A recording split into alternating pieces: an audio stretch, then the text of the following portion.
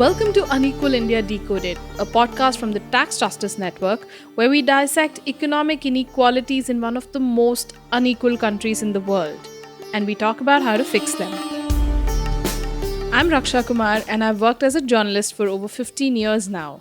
I report from different parts of the country on issues of social and economic justice. Coming up in this episode, India's Finance Minister Nirmala Sitharaman announced some reductions in the goods and services tax. Every tax levied on common man's daily use items have gone through a rigorous looking into, and in most cases the rates have come down drastically. Industries have been given a good support. But what does that really mean to us, ordinary Indians? Too little done and much more has to be done, without which the common man will not get benefited much. And in our regular segment on colonialism and its impact even today on wealth inequalities, we talk about the story of Bombay, a city where millions of people board crowded trains to reach Marine Drive. They walk there hand in hand as it might be the only place they can do so in the city. Of course, in the background, there are tall structures and five-star hotels and taxis whizzing past. I'll speak to someone who knows the city intimately to talk about how the city became as unequal as it is today. I'm a runner, so I've run the Mumbai Marathon thrice. So, I know the city really well. But first, GST. Early in September, India's finance minister announced that the goods and services tax would be reduced on some products. If you followed this news on mainstream media, you would be forgiven for thinking that it provides a huge relief for the common man. But the thing with sales tax is that while wealthy people may not even notice the extra tax on what they buy, for poorer people it can be crippling. Governments always prefer to levy taxes on sales rather than doing what's really needed. Fairer, higher taxes on people who have more to contribute and on multinational companies enjoying record profits. Since demonetization in 2016, when 500 rupee and 1000 rupee notes were removed from circulation, the Indian economy has kind of wobbled its way through. Youth unemployment is at a record high, and inequality indices show that wealth is being accumulated only in few quarters. But how beneficial is this new relief on GST really is depends on who you ask. For the first time, the government has indirectly accepted that the economy is not doing well. So they feel that unless you give more money in the hands of the people, the purchasing power will not go up and the economy will not improve. This is Thomas Franco, former General Secretary of All India Bank Officers Confederation.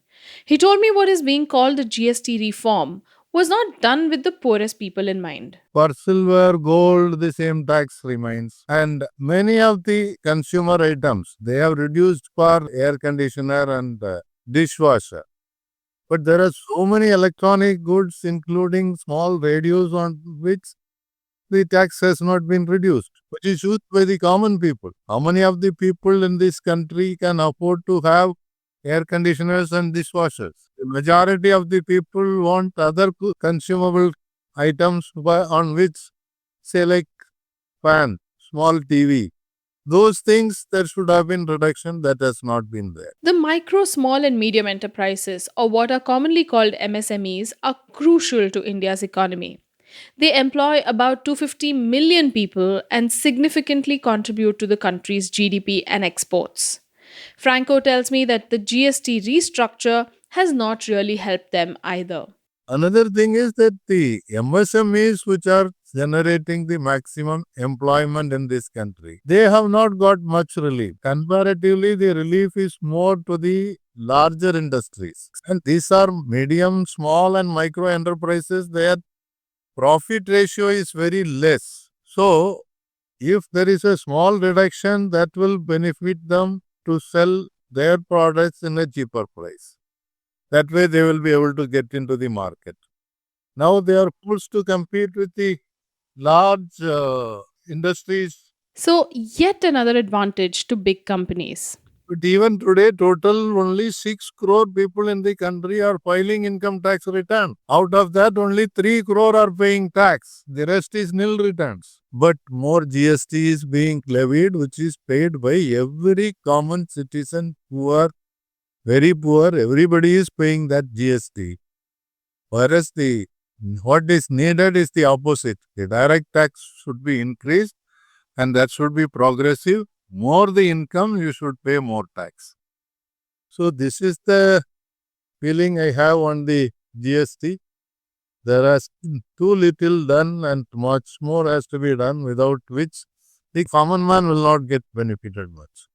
As someone with decades of experience in banking, labor, and taxation, Franco sees plenty of other ways the government could reform taxation too. See, in our country, I am a pensioner, I am also paying 30% tax, income tax. Adani, Ambani are also paying only 30% income tax. And corporates, their tax was reduced from 32% to 20%. GST is paid by everybody. But the direct tax, which is income tax, corporate tax, excise duty, these can alone bring more revenue to the government, which the government should spend on productive schemes. The tax, if you take and say, give it to the corporates like you are giving concession to the corporates on the corporation tax, it's not going to benefit the economy. It is not going to benefit the majority of the people in the country.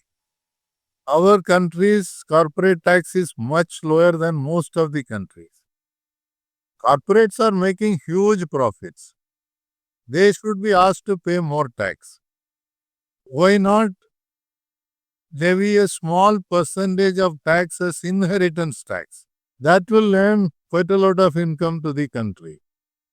Thank you, Thomas Franco, former General Secretary of the All India Bank Officers Confederation. Write to us at unequalindia at taxjustice.net and tell us your experience on paying the GST or how the recent reductions have affected your lives.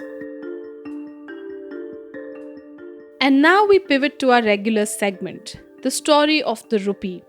In this segment, we dig into the past to make sense of our world today. Colonialism has shaped every aspect of our society and politics.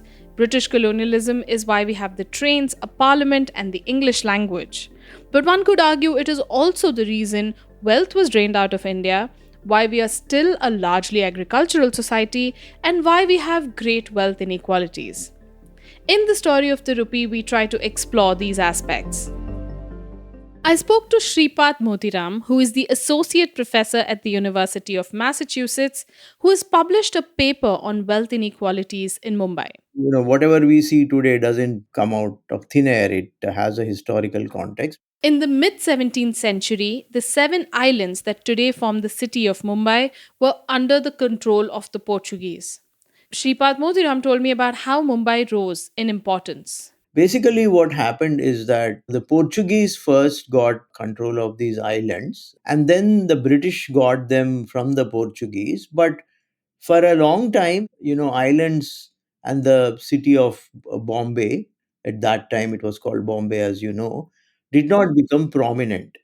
So there are several factors that have been highlighted as to how Bombay becomes the prominent financial center during the colonial period. And in fact, some newer work suggests that Calcutta and Bombay were like stiff competitors even as late as the early to mid 20th century. Even till independence, Calcutta and Bombay were like doing like neck to neck. Right. There are certain factors that contributed to the rise of Bombay, though. One, some historians believe that earlier on it was the decline of the Surat port and made Bombay like the preeminent port in the West.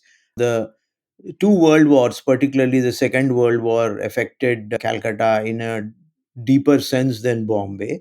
The opening of the Suez Canal in the 19th century also contributed to the rise of Bombay as a port. There were several banking failures in India in the early 20th century. These banking failures affected Calcutta to a greater extent than Bombay. Right. So there were the Opium Wars between the British East India Company and China. And it was a look east policy, so to speak, with a lot of opium trade happening from Calcutta, which is in eastern India, a very prominent post close to what is now Bangladesh.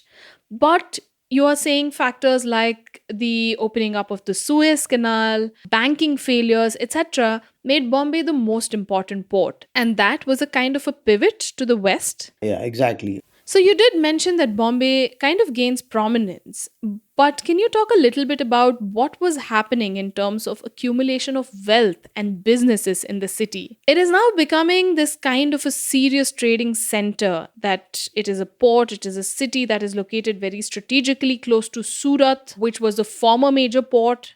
So what really is happening in terms of wealth accumulation in this period? Since you mentioned Surat, even before the colonial period, this western part of India was actually connected to Red Sea trading networks, and it was like a vibrant place where there was some manufacturing on a smaller scale and there was trade going on, and the economy was monetized according to historians. So this city emerges in that context. Also, there's the American Civil War in the 19th century, which stops the flow of cotton to Britain. Britain loses cotton from the US, and then India fills in.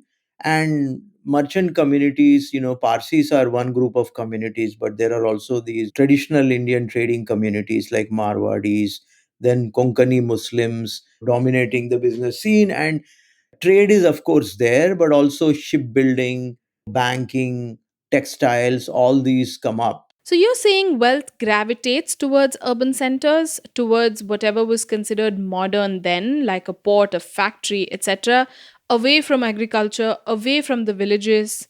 And this is where wealth begins to accumulate in the cities. Yes, wealth was accumulated, and wealth also was plowed into the building of the city. So some of the opium money was plowed back into the city. In the sense, the city also grew to accommodate wealth accumulation. So, for example, after the plague epidemics, there was major infrastructural renovation done in the city of Bombay.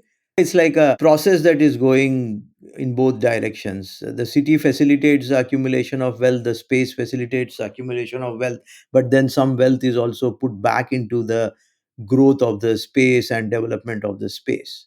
So India gains independence in 1947. Until about the late 80s and 1991 specifically, there is a particular way the economy functions, and people have called it different things, right? There is the Nehruvian model, there's socialism, and there are many terms to that. But if we have to place Bombay in that economic context, what did the city look like? What did the economy of the city look like? And what did wealth in Bombay look like in those years? At the time of the independence, in Bombay, there was banking, then there was textile, then there was chemicals and pharmaceuticals, then there was, of course, finance. Bombay Stock Exchange was the biggest stock exchange even then. So there was a diversified industrial base. Now, during the nationalist period, there were various kinds of regulations, particularly on finance. But there's some churning that happens in Bombay in terms of the top wealth holders. The textile industry dies. There is the great textile strike in the early 80s. It's part of Mumbai Lower, and the textile industry collapses. And so these changes are occurring in the city. So, in the pre reform period, post independence period, Bombay becomes the preeminent business center, financial capital, and it coincides to a certain extent with the decline of a place like Calcutta. And by the 1980s, the city has grown, wealthy people have moved in and made the city rich. But there is a different kind of a wealthy person that Bombay attracts, isn't it? The kind who feels the need to be close to New Delhi, where the political power is. An example that pops up is maybe Dhirubhai Ambani, father of who is currently Asia's richest man, Mukesh Ambani. People like him garnered lots of wealth after India opened up its markets in 1991. Before the economic reforms, there were these licenses, and there was a lot of regulation which was then overturned, overnight in some sense. These regulations, I think, in the case of Ambani, he was basically able to use them in a strategic manner against his rivals. For example, somebody like the Wadia group. So, in the so called license permit Raj period, some people could strategically use the licensing rules, the regulatory framework to their advantage. So, basically, you use the regulations to prevent your rivals from going ahead and use them for your own advantage. There are two things happening in parallel. One is the reforms or the liberalization of the country. Slowly, government control over parts of the economy is reducing, regulation is reducing, and at the same time, second, third, fourth generations of traditional business families are facing shifts in their businesses and in their families, right? Like breaking up of a conglomerate, investing in businesses that are not traditionally invested in, etc. And these, you're saying, are happening at the same time, right? Right, right, right. And it's hard always to establish a causal link. Liberalization has something to do with this churning within the family firms, but you see that the composition of the top 20 business groups changes. You still have Tata, but you now have Mukesh Ambani, you have Birla, you have Anil Ambani, then you have somebody like Vedanta, Bharti, then you have these banking firms like HDFC, right?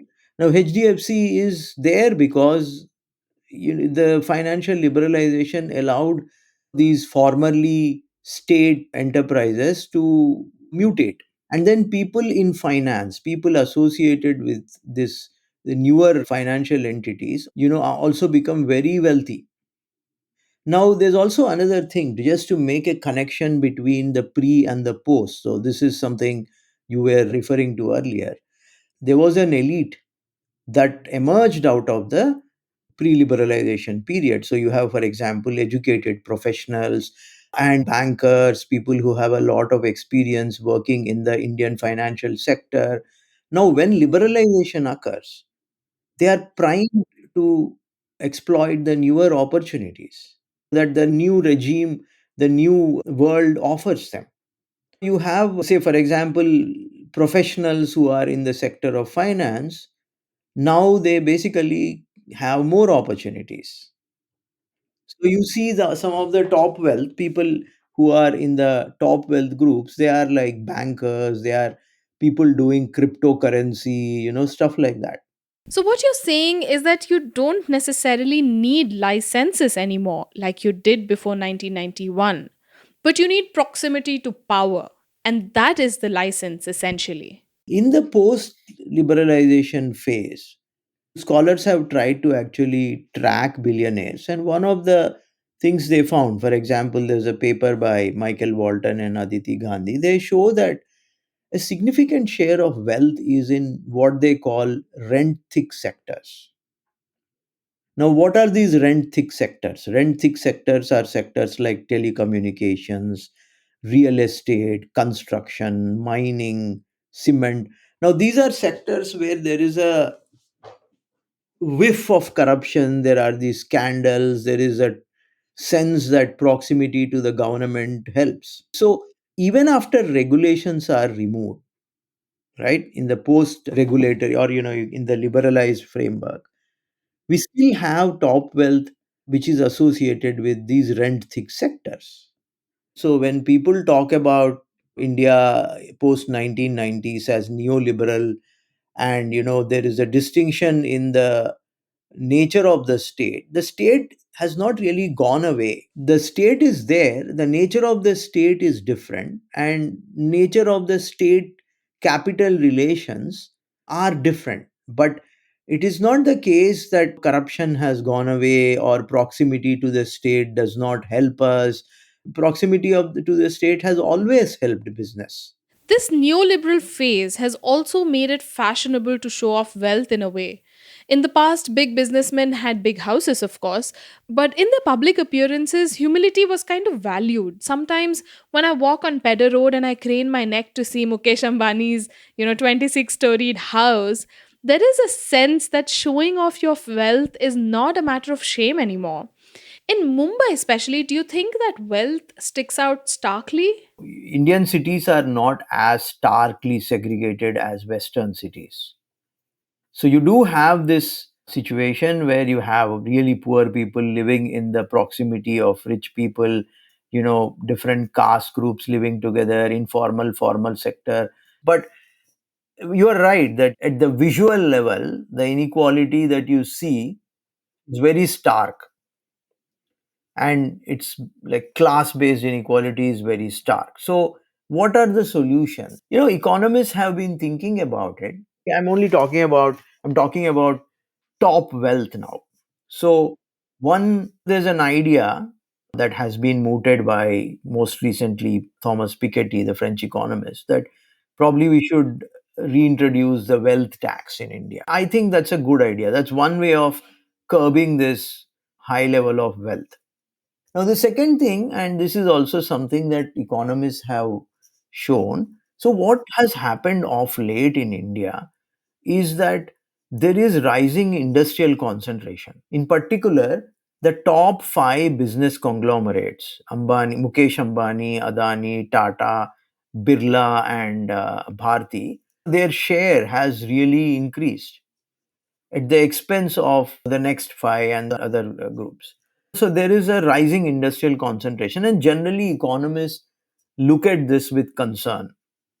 Everywhere in the world, for example, if you look at the US, there is a case against Google that I'm sure precisely dictated by this kind of considerations. Right, they are essentially saying break up Google. It is too big to be a single entity, and monopolies are bad for economies in many ways. Yeah, exactly. Why is this happening? Why is the industrial concentration rising in India? And this is because the policy framework of the government, the current government, is to focus on a few top big firms. Another way to think about reducing wealth inequality, curbing the power of the top wealth, is to prevent this kind of concentration. It's something that in the US they implement these antitrust laws, they do what is called trust busting. This is another thing that we could do. And this is happening partly because of acquisitions, mergers, this kind of strategic behavior among the top five business groups. Got it. So, tax the rich more, regulate properly to stop monopolization of our markets at the cost of everyone else. You mentioned three solutions, though. What is the third? The third thing is the International Consortium of Investigative Journalists, right? They have the whole offshore database leaks online. And when you actually search there, you see a lot of Indians there. So there is this wealth that is illegally stashed away in these places abroad, tax havens. Of course, that was a big revelation from the Panama Papers, right? Again, this is something you can try to curb. Of course, political will has to be there to do it. Now, political will, where does it come from? If the reason for top wealth or the reason for certain conglomerates or businesses to become powerful is because of proximity to the government, then how do you make the government actually rein them? Right? That's a tough question. Yeah, these are tough questions. The Tax Justice Network actually advocates for fairer taxes, as you were suggesting too, and importantly, breaking the link between political power and big money.